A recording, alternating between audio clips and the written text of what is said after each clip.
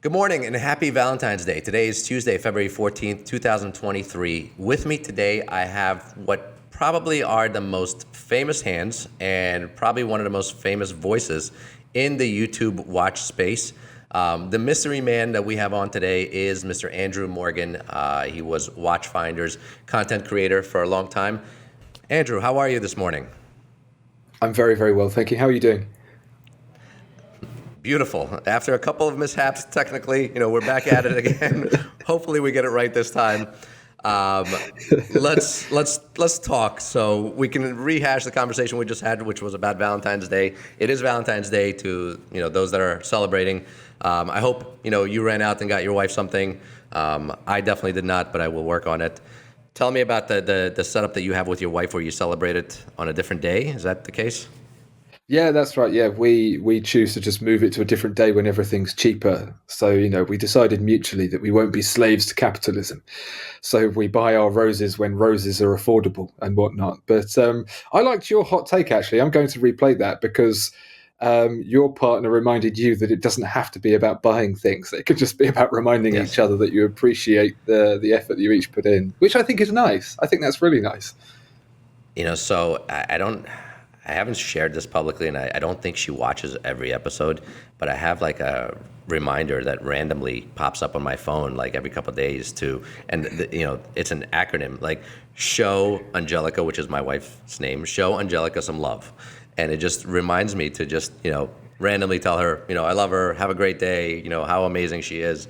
So that has seemed to work for some time. I hope she doesn't watch That this is a episode. great tip. Well, it will go one of two ways. She'll either think that's incredibly romantic, or you are going to be finding out how comfortable that couch is. Yeah.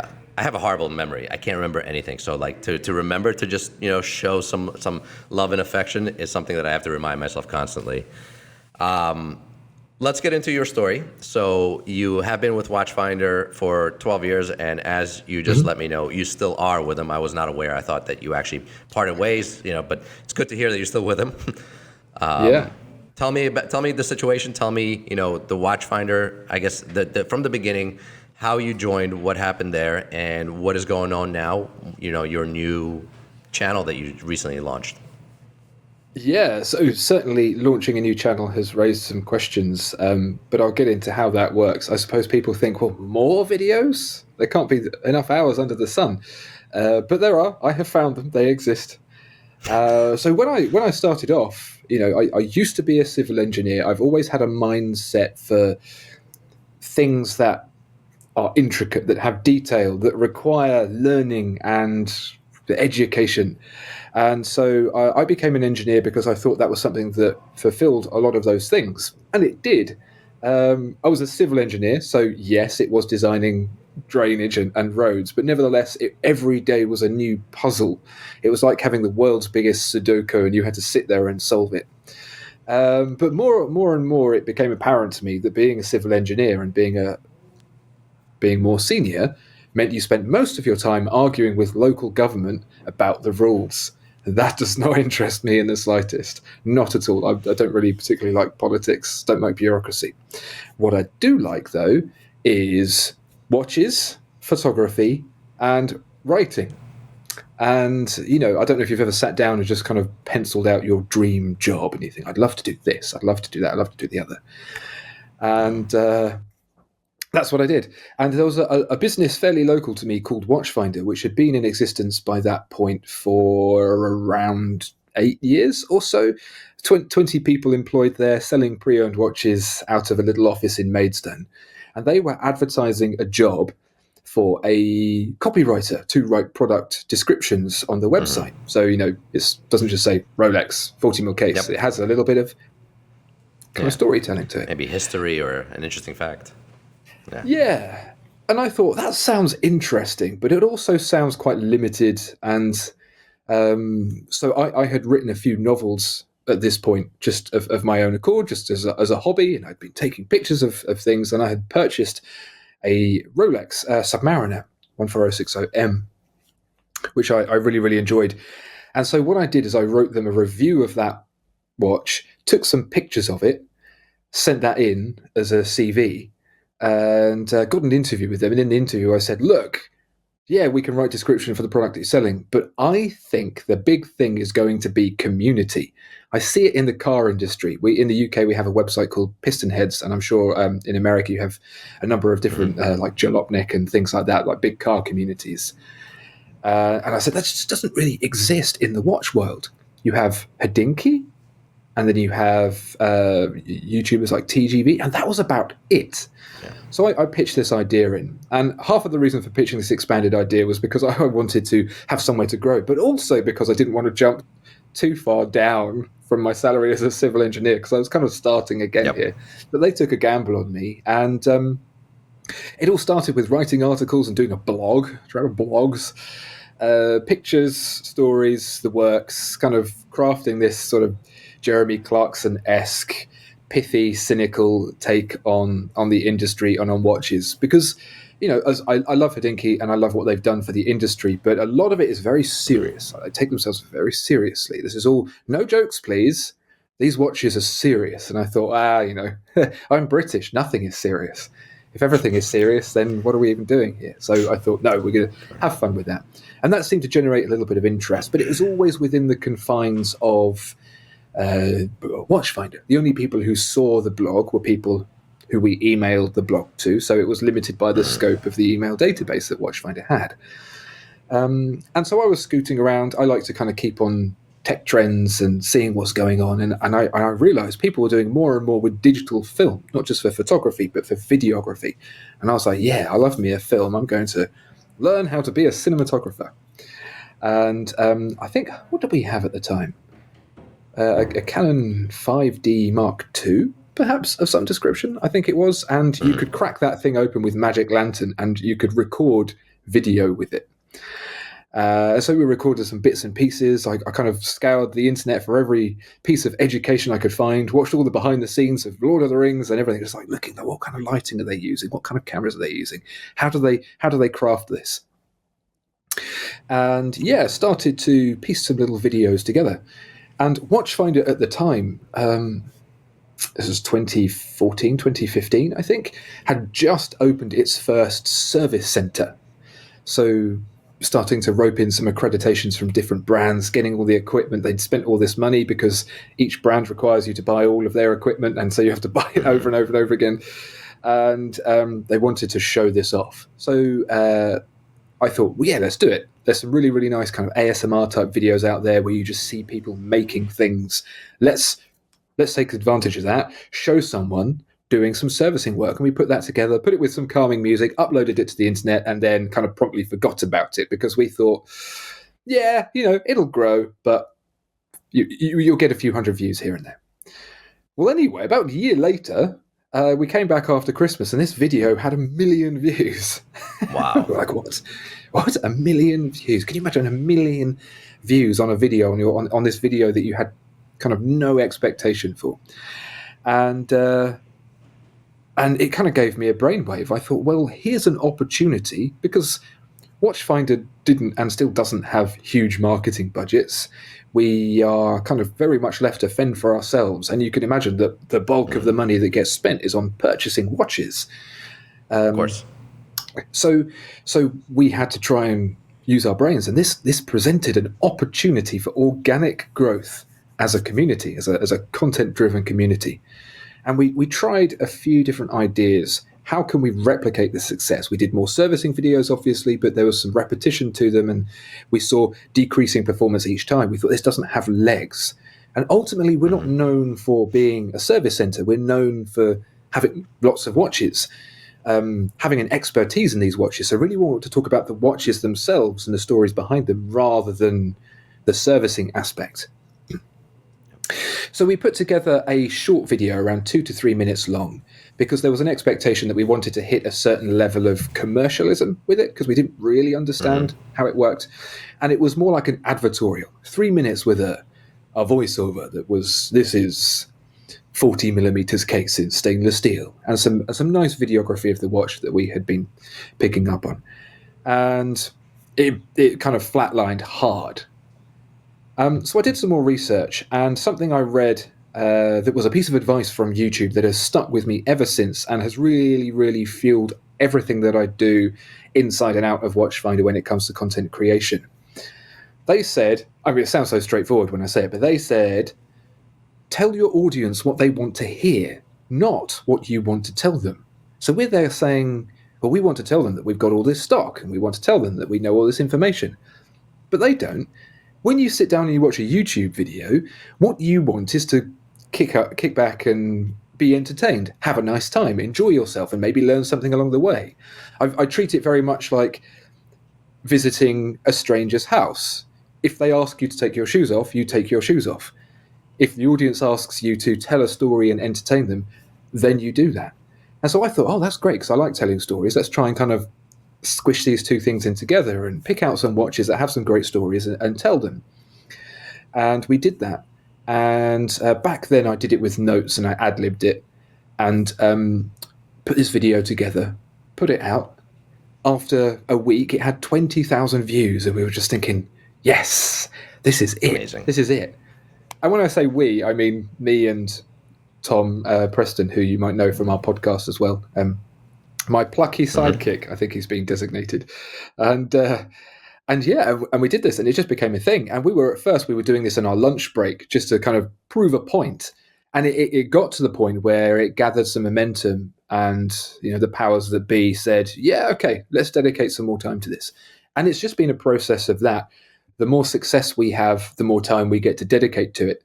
And in fact, now, because I carried a few different responsibilities at Watchfinder, I've been able to focus that just on the content and community side, which means like the door has just swung open for all of the possibilities above and beyond what we're already doing.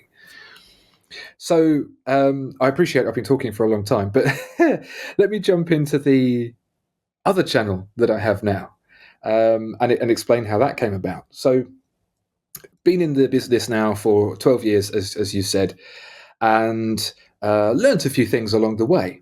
Now, there's kind of a limitation with the Watchfinder channel, which is self-imposed because it serves to teach people about watches, educate people, help people learn to love them even more, and introduce them perhaps for the first time if they haven't done so.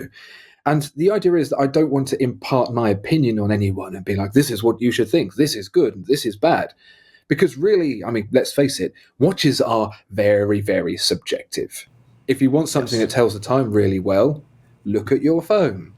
If you want something that has soul and spirit and heart, you can buy a watch. And what resonates with you isn't going to resonate with someone else.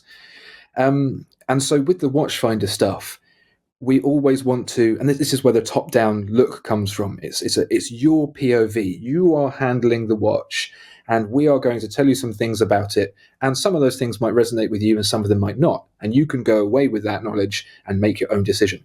And the funny thing is that, especially on Rolex videos, you might see in the comments below, oh, another video where Watchfinder sucks up to Rolex. And then the comment below that will say, oh, another video where Watchfinder shouts at Rolex. And these two people have come up with very different opinions based on the same thing.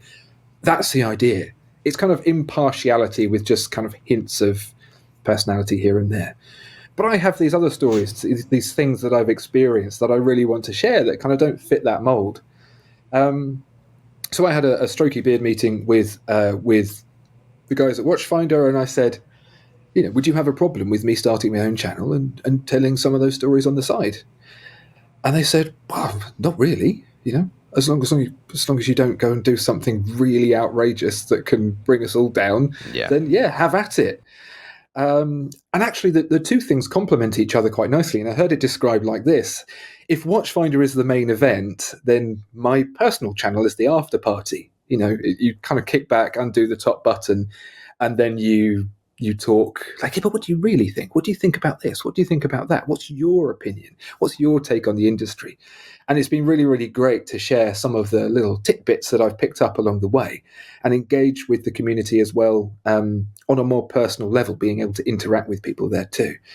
So after all of that, here we are. So much opportunity, loads of stuff that we can do. Not enough time to necessarily do it, but a really, really positive and exciting future. Well, just to tell you, listening to you speak, if I close my eyes, I'm seeing a pair of hands and a watch, being held. It's so funny because that style is so familiar to so many people that have watched your videos in the past.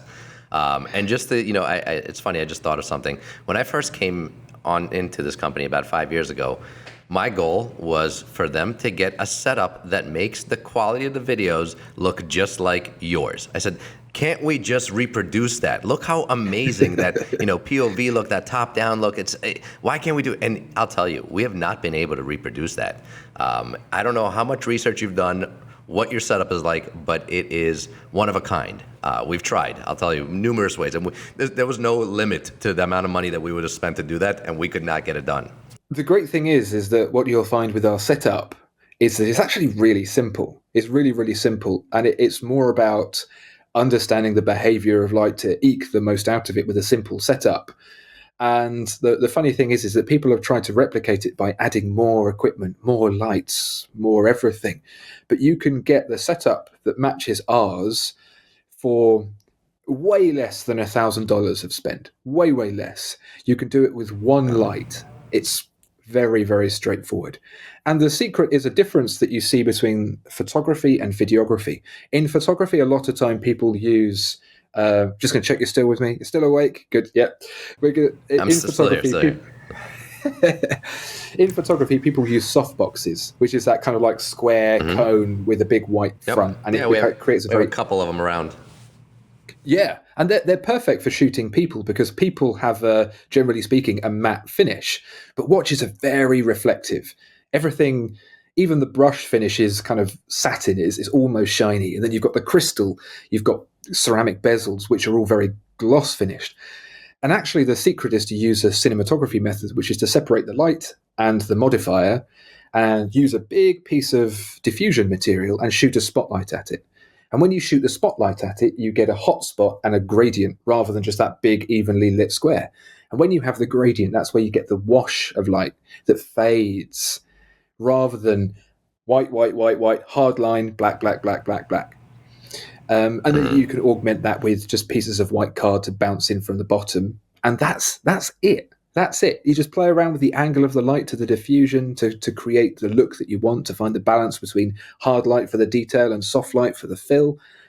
That's it. I was just going to say, if you package this as a kit and put it up for sale on Watchfinder, as a website, I'm sure you would sell thousands of them. That's a very good. Hang on. I'm going to write that down. I mean, so I'm literally going to write that down. You are credited. Oh, yeah, I think you should. I really think you guys should sell that. So you're credited with establishing and organically growing what was and probably still one of the top YouTube channels in the world specifically for watches. What is the goal with the new channel? Is it just to create like a different outlook, just to have a different view, or is there like an end goal there? I've invested a lot of time into the Watchfinder channel, and I'd really like to see something grow that I own personally. It's great to have that as a something, a physical something that is mine. Because of course I don't own Watchfinder. I'd be doing very well for myself if I did, but I don't. And that's what we've come to as an agreement with Watchfinder is that you've created something that has a value, and that we want to assist you in being able to own some of that value too. So it works from both aspects. I get to tell the stories. I get to write some. I would say, people might disagree, some funnier scripts to give them a little bit of a zing, and then also create something that comes under the banner of my ownership as well, which is really good. That's awesome. I completely understand. So this podcast is the first thing that I've done with myself actually on camera. And again, this is just because I wanted to remove a bottleneck of having a certain set of people that are able to create content. I want to create as much content as possible for the company. So I was like, okay, nobody's around. I'm just going to do this. And you do get a feeling of achievement creating something on your own, and it is definitely a nice feeling. Side question for you: did you ever finish the book that you were working on? I've finished in total now 5 or 6, and they've been published in various different guises. Yeah, yeah. Sometimes I was like, when did that happen? I don't remember doing that. During my research, I saw something that you were in the middle of or considering writing a book, and that's when you actually decided to join the Watchfinder team when you were transitioning from a civil engineer into, what was at the time just a blog. I just wanted to Yeah. see if that actually, came to fruition.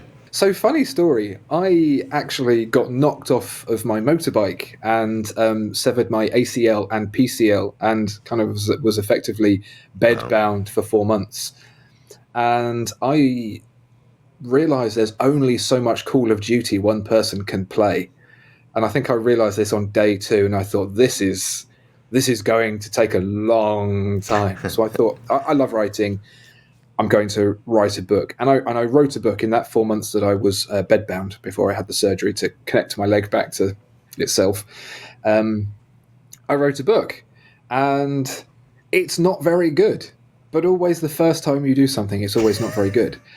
And and so I wrote another one, and I wrote another one, and I wrote another one. And somewhere along the line, because I was going through the process of like trying to find a publisher, but if you've ever tried to do that, you can't just go straight to a publisher anymore. You have to get an agent first, and agents are just looking for the hot thing. Um, and I don't write the hot thing. I don't write vampire romance or anything like that. Maybe I should. I write science fiction, kind of a mix of hard sci-fi, like on spaceships and far and away, but then also kind of techno thrillers where it's set in modern day and like this thing happened. How does it? How does everyone react? And I wrote a book called Vessel, which I self-published, and this was a big thing amongst the sci-fi writer community and beyond as well. Self-publishing on Amazon, and they gave you the tools to do this. It's like YouTube. It's just like never mind all of the businesses, just go straight to your audience. And I did that, and I sold around 50,000 copies of that book, and that started to generate some interest from agents and movie studios and this that and the other. And I was like, oh, okay, this is going somewhere. This is going somewhere. And I got an agent in America. Probably my biggest claim to fame is he's the same agent. I don't know if he still is, but he was at least the same agent as Andy Weir, who wrote The Martian, which became a film starring Matt Damon and directed by Yeah. Ridley Scott. Yeah, so you can see how I'm piggybacking on that to make it sound like I've done something more No idea. substantial with my life. But anyway, he took that on, and he negotiated a 3-book deal with a major publisher, and we got to signing on the bottom line here, and then it was the Christmas break. And then they came back after the Christmas break and said, "Oh, we've had a big rethink on how we do stuff, and we're not going to do your 3-book deal anymore." I was just mortified. Wow. That And sucks. then yeah, it really sucks. And so I wrote a couple more books, and a few of those did pretty well as well. New York Deep was a really big success too for me.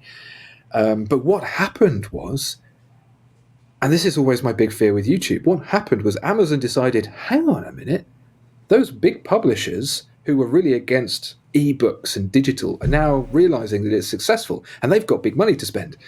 And so they basically priced individual authors like myself out of the market. And the only way as an individual author that you could carry on making it was to write, and I kid you not, one whole book per month, 100,000 words written and edited, cover art published per month, which is just That's unrealistic, insane. obviously. And so my author friends who are doing this ended up working with ghostwriters for their own books. And if they started a series that was popular, they didn't then write another story from another angle. They would then write part 2, part 3, part 4, part 5, because they knew that it would be commercially successful. And they ended up, a lot of them ended up in a bit of a rut where they were not doing the thing they loved anymore. They were doing a job. Work. Yeah, it was a job. Yeah. And so it was at that point that I decided I could either go full time as an author or really crank this thing up, this YouTube channel, and kind of put my eggs in that particular basket and push the guys, the founders of Watchfinder, to say like, let's really do this. Let's really do this. And so I chose to go down the Watchfinder route and grow the channel. And here we are. I'm glad I did. Well, good luck. Thank you. Yeah, I'm very much hoping that what I can do is if I can grow my own audience, then perhaps I might have some people who are really interested to see it, and perhaps I can find some success that way instead. Let me ask you a question. So, again, during my research, I read that your favorite watch was one that's really hard to pronounce. It's a Dornbluth, I believe. I don't know if I pronounced that correctly at all. Has that changed recently? So my favorite watch changes about every 5 minutes. It honestly does, because there's so much good stuff out there. The Dornbluth, that's a little German father-son business in Germany, and they, for some reason, someone somewhere has not told them that the watch market is up, up, up, because they take a Veritas movement, I believe, and they just take this thing apart, completely reshape it, refinish, add gold chatons, add the 3/4 plate, gold plate it, just make it absolutely beautiful, and then put it in a case. And they do a medium sized version of their watch, which I think is around 40 millimeters. And this thing is just, it's, I think it's around $6,000, and you get so much in there. It's utterly incredible. But then equally, I also would like an Alangenzinner 1815 Tourbillon Handwerkskunst, which I think RRP'd at somewhere around the $200,000. So Yeah. my tastes are always towards the things that have those big hand wound, really nice to look at movements, that have a lot of simplicity to them, where every single aspect has just been worked and finished to the nth degree. But there are a few of those in different price points that are really, really cool. So all of them, please. Done. Let me ask you to see if you could do something really quickly. So I'm going to take the watch off my wrist and see if you can, within 30 seconds, do one of your beautiful descriptions. You know, if this was just your voice, how would you describe this watch? Well, I certainly wouldn't name a certain superhero character, because what you may know about me or may not know about me is that I really don't like the nicknames that watches have. But that I heard. watch, that watch is an evolution of a really, really great idea from Rolex. What Rolex couldn't do was make watches that were technical, that were complicated, that were innovative, because they back then, believe it or not, were the small guys. They were just two guys in a Hatton Garden shop trying to make a buck. And so they went to industry. They went where the others wouldn't go, where the others were too busy thinking about, oh, let's make our cases really sculpted and elegant. Let's make our movements finish really beautifully. They said, slap a solid case back on it. Don't show anyone what's going inside. Go to a Swiss movement manufacturer that we know makes solid, reliable stuff. And let's figure out how we can spin this idea to commerce, to industry. No one else was doing that. And I love the idea. You can just imagine Hans Wilsdorf just phoning around, just on the phones, going, yeah, I don't know. What are some of the famous American airlines? Pan Am, obviously, is the one they ended up with. NM, yeah. But they phoned up whoever else, like American Airways. Yeah, I want to make a watch for pilots. And they were like, well, what do you mean a watch for pilots? It's like, well, you know how you've just started flying across to Europe now, and you're flying over all these different time zones. I've got a watch with a bezel, and you can measure that. And you can imagine that he phoned a bunch of different people until one of them said, okay, this is interesting. That's great. And he was there slapping watches on wrists, getting pilots into cockpits. You know, the first really strong product placement that you ever saw in the industry. And gave us the GMT, gave us the Submariner, gave us the Explorer, all based on this same platform, just tweaked really cleverly, really using his noodle where he didn't have the budgets that Omega had. He just used his brain.